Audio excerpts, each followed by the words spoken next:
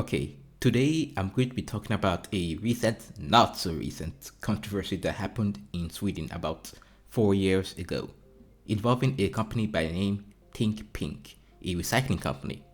This company was caught in a massive environmental scandal, something which we in Sweden take very, very seriously. The CEO of this company, Bella Nilsson, along with her ex-husband and 9 other employees, are being investigated for being involved in the illegal holding and burying of about 200,000 tons of waste without recycling them in 15 municipalities and across 21 sites. Not recycling your waste or trash as a company in Sweden is taken extremely seriously due to the potential harmful levels of dangerous chemicals from the waste leaking into the environment and start a fire.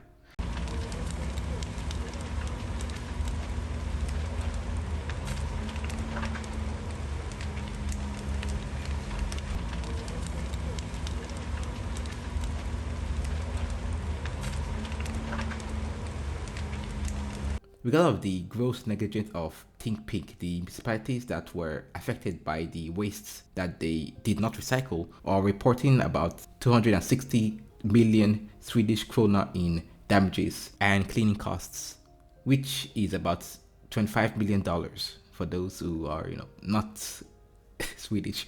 But enough of that. Who is Bella the Trash Queen Nilsson?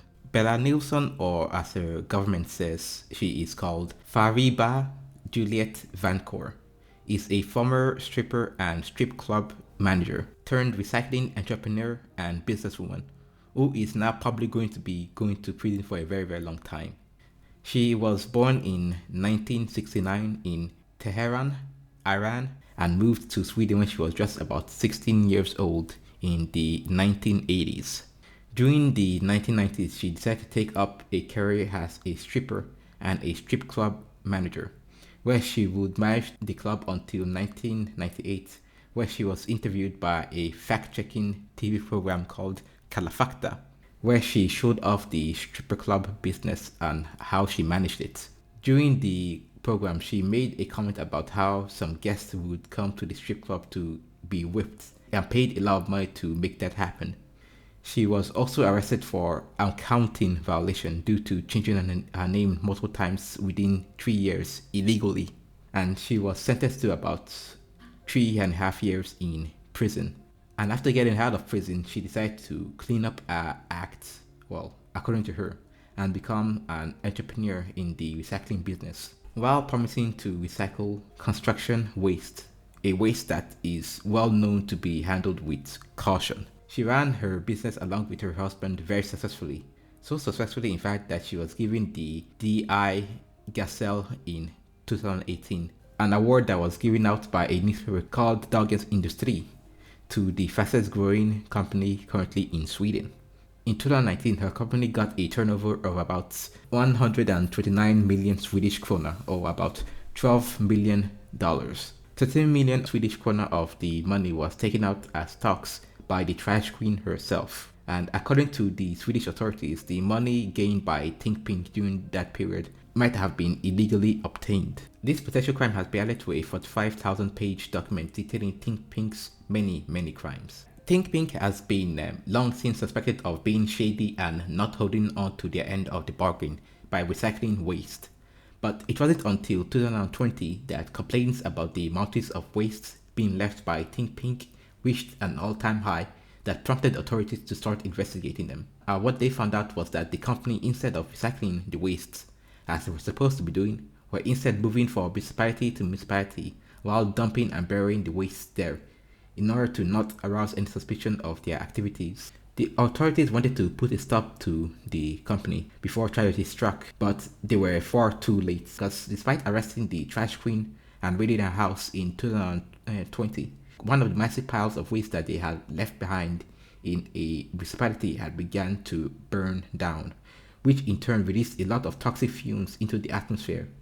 This affected the traffic of Stockholm and the safety and health of the people there, because the toxic fumes contain some hazardous chemical not good for consumption. The piles burned for months, and the potential damages to the environment after the burning is yet unknown. But what is known is that after 3 years of investigation into the biggest environmental crime in Sweden, the trash queen is probably going to be found guilty of gross incompetence and serious environmental crimes. She and others being convicted obviously denied these crimes. Like, why wouldn't they? It's a very, very serious crime that they committed. All the evidence that had been gathered on this case was missing a key component, which was the direct words of the Queen herself.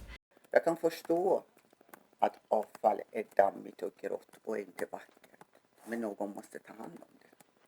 Jag har ingen kompetens inom miljö eller fakturering och ekonomi, men jag tror på att det bästa sättet att lära sig när man inte går till skolan är det att man anlitar de bästa inom området med rätt spetskompetens och lär sig fram dem för att det går fortare. Jag frågade, vem är den bästa miljöadvokaten i Sverige? Då honom ska jag ha som rådgivare för att han kommer att råda mig rätt. During the investigation, the trash queen very wisely decided not to speak to the police during the police interrogations in order to not further incriminate herself. She called them biased due to them asking, in her eyes, leading questions, which they probably were, but that is besides the point. The only thing that she said during those interrogations was that she was innocent of all crimes that she was being accused of. But after being mostly silent for about 4 years, she finally decided to talk. And she talked about how social media and the mainstream media was trying to get her and paint her as an evil criminal while bringing up her stripper past to shame her. Now, granted, I have also brought up her stripper past, but it was not to shame her, but to give a timeline of her past and how she got to where she was currently. She also had an argument with one of her neighbors who is a witness, accusing him of unjustly hating her and making a Facebook page that was critical of her company and her, and filled with people who wrote hateful messages about her, like calling her, like insulting her appearance and other things she had done.